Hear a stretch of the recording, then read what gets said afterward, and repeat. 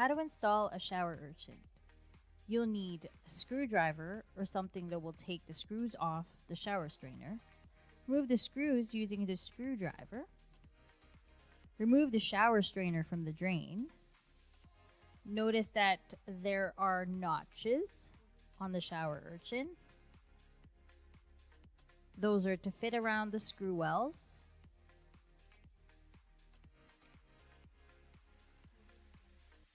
Place the shower urchin aligning where the screw wells are.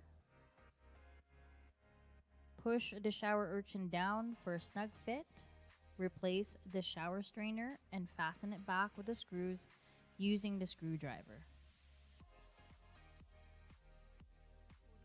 And voila! Your shower strainer is installed.